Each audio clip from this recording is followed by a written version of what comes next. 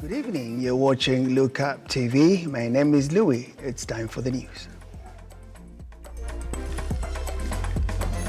The news headlines in association with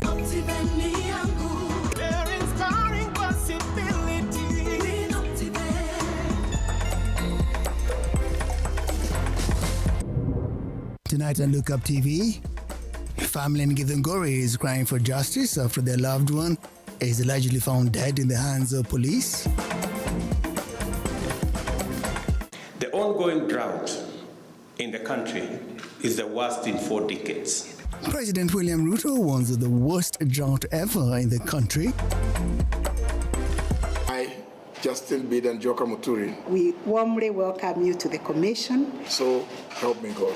Attorney General Justin Muturi is sworn in as Commissioner of the Judicial Service Commission. Yippee! Kamata floating at 349K. Oh yes, for only 349,000 Kenyan shillings, you become a plot owner at the Great Oasis Gardens, Nanyuki. The Great Oasis Gardens, Nanyuki is located along the Nanyuki-Rumuruti Road, only 11 minutes from the Cedar Mall and right opposite Mount Kenya Wildlife Estate. This is the best place to establish the getaway home that you have always dreamt about. For every 349,000 that you deposit or pay as installment towards any of Optivent's plot of land, you get 10K cash back instantly. Jaza basi twende Nanyuki. Bigger is indeed better.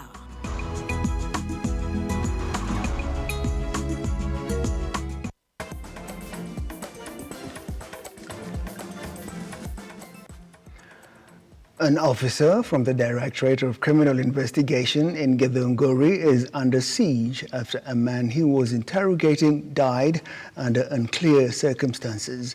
His close family are now demanding that police interrogate this strange happening. The middle-aged man by the name Karanja is reported to have collapsed while being interrogated by officers from the DCI unit, and despite being rushed to Githunguri Catholic Hospital, he was pronounced dead on arrival. Police officers were forced to lob tear gas to local residents, who blamed the officers for the death of one of their own, urging the responsible authorities to act swiftly. Kijana hakuwa na shida yoyote.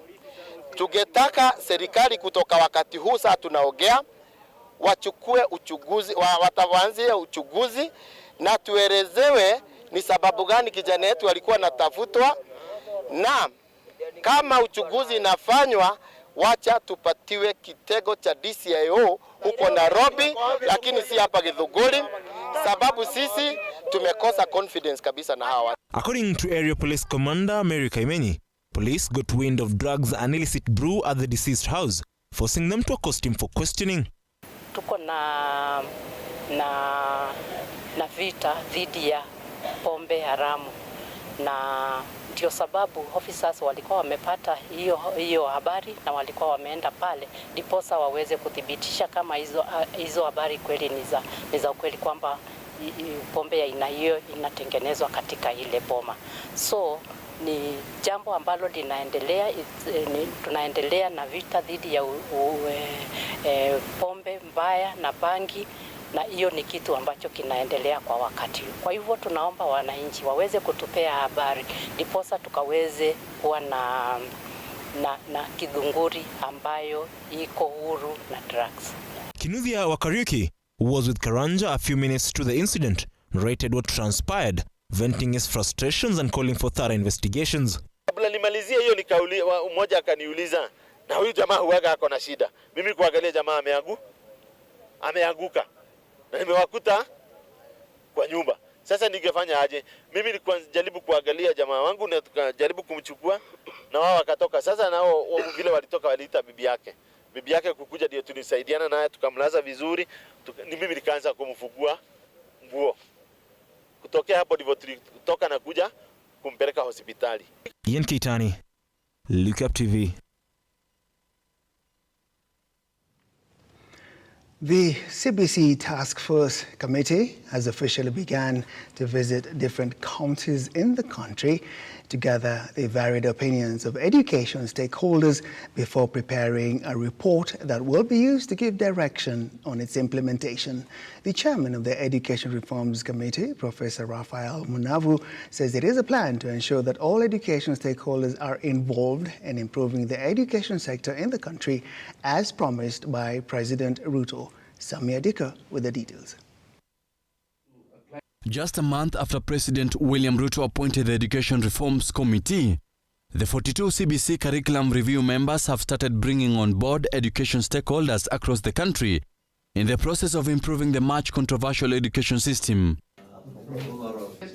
Speaking at Lodwar Boys National School in Turkana County, Professor Raphael Munavu has asked the residents of Turkana County to come out in numbers and present their opinions regarding the curriculum whose implementation has received much opposition. It's going to be a very engaging period. We are requesting those who are making suggestions to precisely tell us what may be challenges, but also how can we solve those challenges that there are. What are the critical needs? Because really the most important thing that we can do for this country is ensure that our children are properly educated, they are properly skilled, moving the way forward.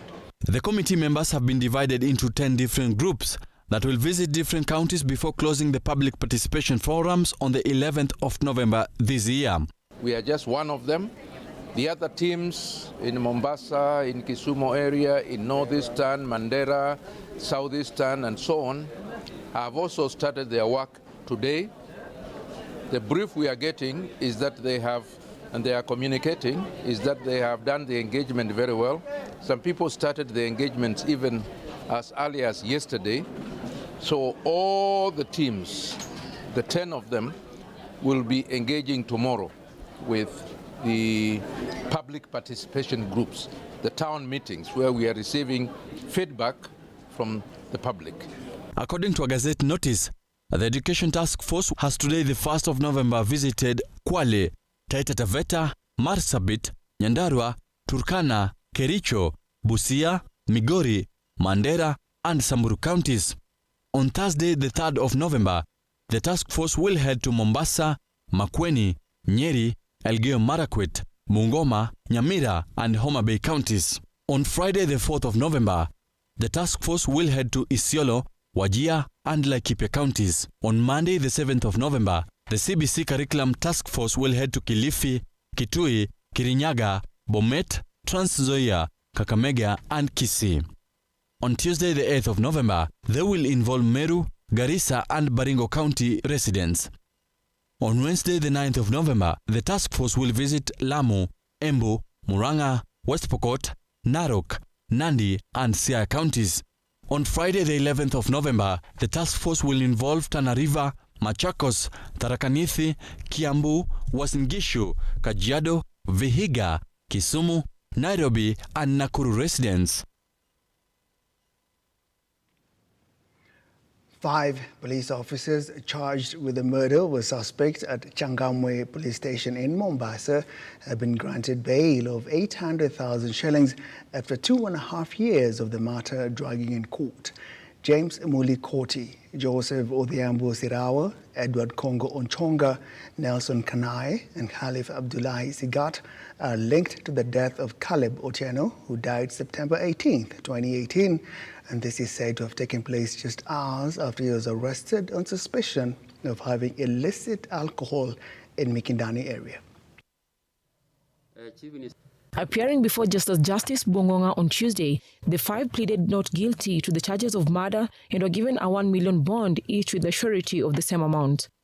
The court has confirmed today that police officers have also families who can ask and advocate for them. We are very happy that today we got the bail and the bond.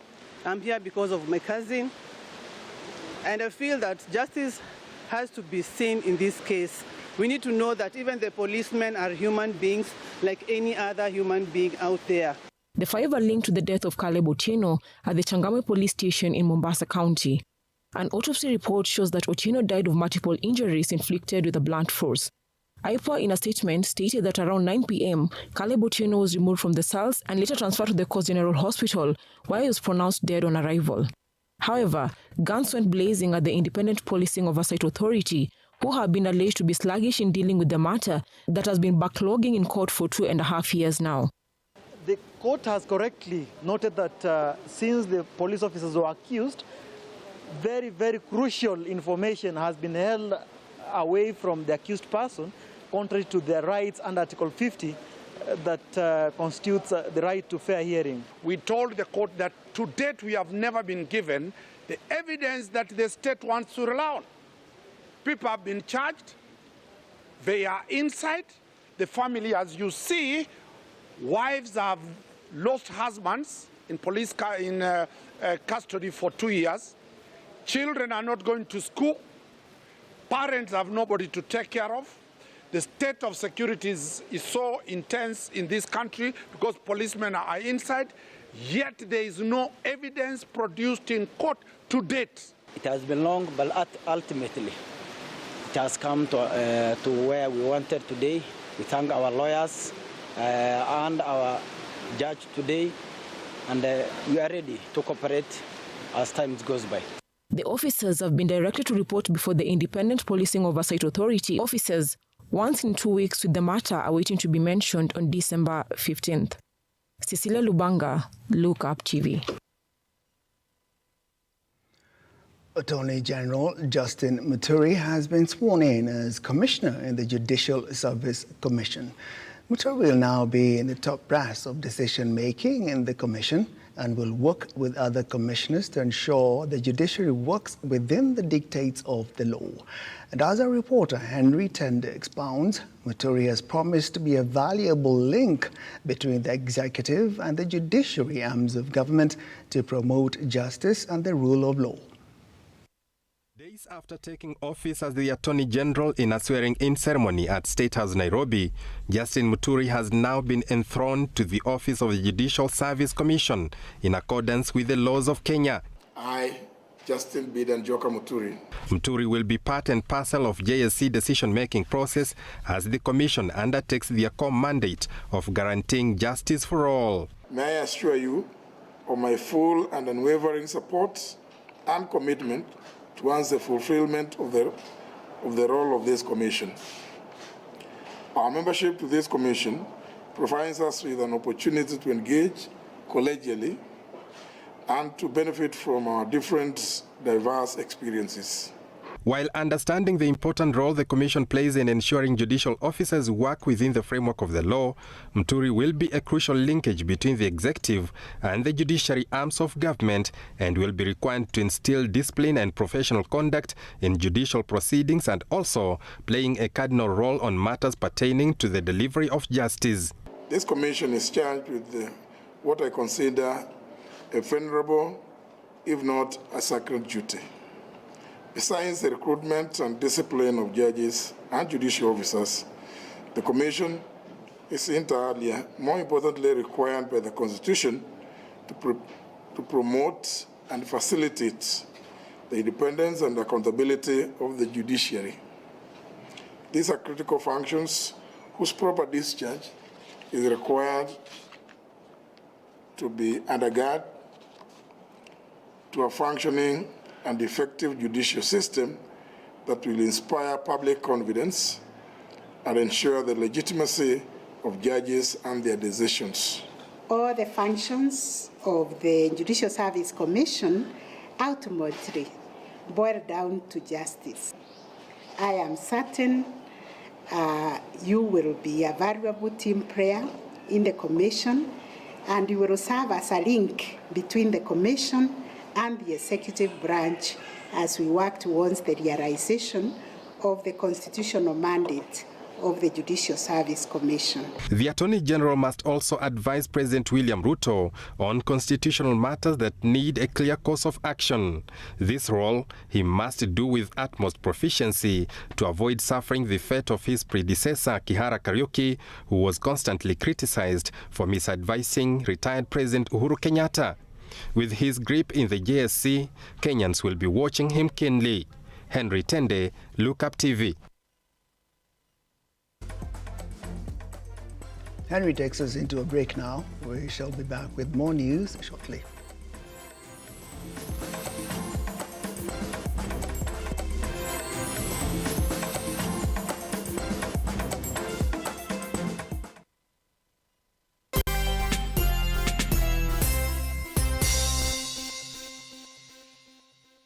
Vera Beauty and Fashion College is focused on being the leading technical and vocational training institute in the region. Our team possesses in-depth knowledge and extensive experience in the industry, offering thorough training in cosmetology, hairdressing, interior design, creative arts, training of trainers, nail technology, and fashion design, with branches in Nairobi, Thika, Meru, Eldoret, and now in Mombasa. Our courses ensure that learners are completely equipped with knowledge, competency, and employability skills. Enroll today to be a part of a center of excellence.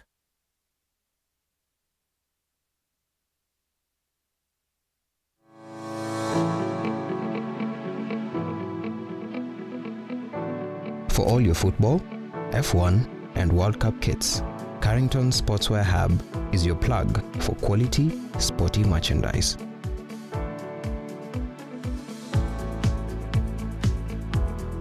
Call us on 0703 484 481.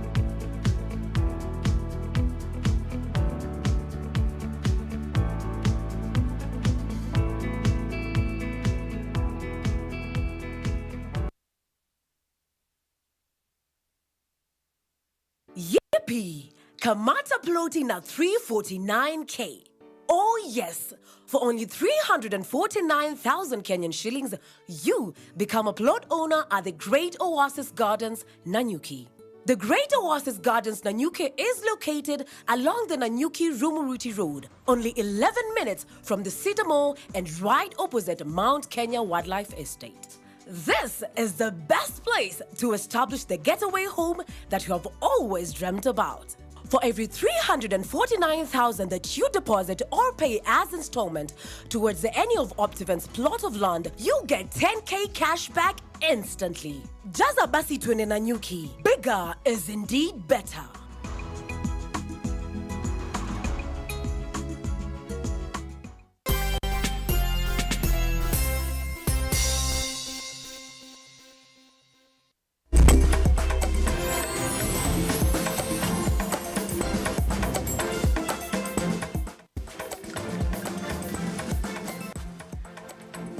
Samuel Njoroge has been appointed the new clerk at the National Assembly. Njoroge takes over from Michael Zialai, who retired and was appointed by former President Uhuru Kenyatta as Kenya's High Commissioner to Namibia. Njoroge was picked by the Parliamentary Service Commission from a list of 4 who faced the commission for interviews last Friday. Samuel Njoroge emerged the best candidate among the 4 and was appointed by Parliamentary Service Commission. Tuesday, 1st November 2022, and pursuant to the provisions of Article 128(1) of the Constitution, this House approves the appointment of Mr. Samuel Njoroge as the Clerk of the National Assembly. Njoroge was appointed the clerk in a deeply divided House that forced the member to vote manually. Njoroge garnering 162 votes against 94 opposing his appointment. It is order. Order. Sharp division emerged among the members of the National Assembly, with a sharp division being witnessed during the debate, as some members openly booed at Elders MP Edan Kenan. He is also a commissioner with the Parliamentary Service Commission PSC. Approves the appointment of Mr. Samuel Njoroge as the Clerk of the National Assembly. But Mr. Speaker, The position of the clerk of the National Assembly has been vacant since the retirement of Michael Sialai, who served under the retired President Uhuru Kenyatta's regime. As the new House Clerk, Njoroge, who was the National Assembly Director of Legislative and Procedural, will be facing key responsibility in the National Assembly. As members of that opinion say aye. Njoroge will be advising the Speaker in the running of the House. He will be notifying through a gazette of the vacant in the office of the Speaker. He will also be conducting voting process in the Parliament. Njoroge will also be an overall manager of the staff of the National Assembly. Shadrach Kareria, Lookup TV. President William Ruto has appealed to the Kenya Red Cross Society to absorb climate change in its scope of activities. Speaking during his installation as patron of Kenya Red Cross Society at State House, Nairobi today, Ruto said Kenya is in the grip of the worst drought in 40 years yet. Already deployed 300 million worth of food to 10 most affected ASAL counties. These include Mandera, Wajir, Marsabit, Isiolo, Baringo, Garissa, Turkana, Kajiado, Samburu, and West Pokot. The food included about 20,000 bags of rice, 24,000 bags of beans, and 7,000 cartons of corned beef. The government allocated an additional 900 million for purchase of more food, and the funds were deployed for the procurement of 66,000 additional bags of rice, 88,000 bags of beans, and 60,000 tins of corned beef. Distribution of this food is ongoing in 29 counties. These interventions are being undertaken together with stakeholders, including development partners, UN agencies, international non-governmental organizations, private sector, and local community organizations. We have revamped the county teams that provide the framework for both the private sector, government, development partners, and humanitarian organizations like the Red Cross to work together in a seamless manner so that we can reach all corners of the country with food. And I want to say that this morning we have made additional 2 billion shillings available for the intervention on purchase of food under that program, out of which 240 million shillings will be made available to Red Cross, in addition to money that has already been pledged by other organizations, KEPSA and Kenya Association of Manufacturers. Yeah, those two organizations have already pledged 340 million shillings that will be given again to Red Cross to assist in purchases of food, especially in areas where we have sufficient food stocks because of the harvests, in Western Kenya, in Rift Valley, in Nyandarua, and various other regions where we have food surplus. Data from the National Bureau of Statistics indicates that the country's inflation has hit a new high, and this has increased the cost of food. This was sampled on a spot check. Inflation having hit 9.6%, and with most food prices on the rise, we take a spot check to determine the market price of these food prices. KNBS statistics for the month of October indicate that the price of food products increased as follows. 1 kg of carrots increased by 10 shillings to 89 shillings from 79 shillings in October last year. Tomatoes dropped from 103 shillings to 91 shillings. Kales, which is commonly known as sukuma wiki, increased by 4 shillings from 56 shillings to 60 shillings. Potatoes increased from 68 shillings to 90 shillings. Yes, iko juu kushinda last time because wakati huo hapo mbele tungeenda tununue kama ni muhogo tununue 300 na sasa hizi tunaenda tunanunua 100. So naye mwenye unauzia anakuambia mbona kuko hivyo. Nyanya tunanunua na kilo 40 bob. Nyanya iko bei rahisi. Na kitunguu tunanunua 50 bob. Haya, mwenye tunauzia tunamuuzia na 80. Nyanya na nyanya tunauza 100. Haya, kama ni waru gunia moja ni 6,000. Na hiyo gunia iko na ndoo 4 na nusu. So hata kuiuza bado ni challenge. Saa hizi kasuku tunauza 200. On their part, the traders have lamented that the high cost of living has forced them to increase the prices of their products, saying they are getting losses since they also buy at high prices from the suppliers and farmers. Gunia moja ya waru ni 6,500. Na kulingana na hiyo bei, hata yenyewe ukiuza hata uze na kasuku haja itoi, cause watu wanalia hawana pesa. Ukiambia mtu kasuku 250, na hiyo ndio ile bei inaweza kukubakishia kitu, huyo mtu analia hana pesa, hana kitu. Inabidi umkatie hadi unamuzia so mbili. Hata hiyo so mbili bado analia. Anasema pia hana pesa, hiyo so mbili inabidi umuzie na bei ya 180. Na tukiangalia kama vitu kama minji saa hii pia iko bei kali. Kitambo tulikuwa tunanunua bei ya 13. Saa hii ni bei ya 16. Ika kitu kitambo tulikuwa tunauza na bei ya 130, 120. Saa hii ni 180. Kija kuambia mtu 180 bado analia, anasema hana pesa. So kulingana vile vitu viziko na bei kali, hawakuli. Mtu ukimwambia minji unasikia anakuambia hapana.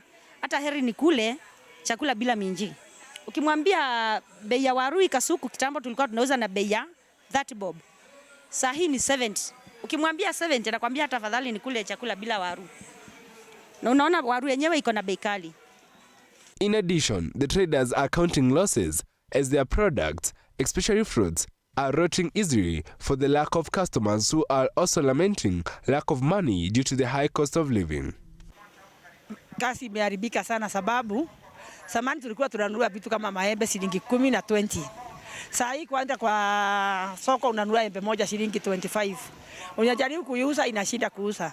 Mandizi saa hii tulikuwa na hata mimi nalindanga mandizi.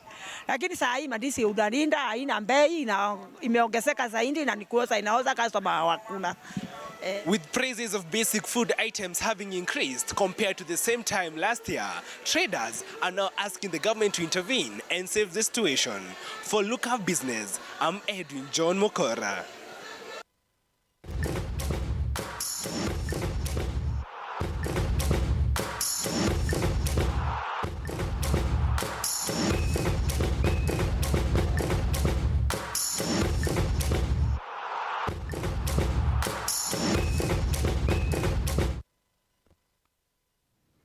In the day's sport, the Standard Chartered Bank partnered with the Diamond Football Club to grow football talent in Kenyan youth. Diamond Football Club will organize a series of football clinics and tournaments to help 600 boys and girls. The partnership will also help organize football tournaments and enhance training. Player playing for Liverpool for 6 years. And I'm happy to be here today at the Standard Chartered event. You know, we have a training with the kids. I train with them. You know, I had an interview with them, and yeah, I'm enjoying my time. Hopefully, the kids as well enjoying daytimes, and yeah, pretty good weather. And happy to be in Kenya and be involved with the Standard Chartered with these events. Very happy to be here around, especially because it's a Nairobi marathon on Sunday. It's a largest sport event in Kenya, so I'd be happy to be here and to watch that and be involved with the Standard Chartered as well. So yeah, it's a great that first time I'm in Kenya, and so many things happen. So Sports Cabinet Secretary Babu Namwamba will meet leaders of 18 Kenya Premier League clubs Thursday to discuss the state of Kenyan football. The suspension by FIFA will headline this meeting, where it is also expected there will be proposals on how best to resume the top league. Namwamba made good on his promise that immediately he takes office, he will be in touch with FIFA, and he's made the call. Thank you very much, Sarah. And working as a team, challenges of loss, but a lot of gain as well. and challenges of overcoming all that and knowing that the show must always, always go on. Nothing should stop it, because the whole country, 50 million strong, looks at sports as a way of bringing all of us together, of creating cohesion in our country, of creating unity. Former Harambee Stars coach Francis Kimanzi led the local football fraternity in mourning the departed former Mathare United and Tusker FC left-back David Mwangi today. Mwangi also played for Sony Sugar and Ushuru FC. He died last night at Medihill Hospital in Nakuru after a short illness. His wife had said the footballer had experienced a frequent nose bleeding last week and had complained of severe headaches.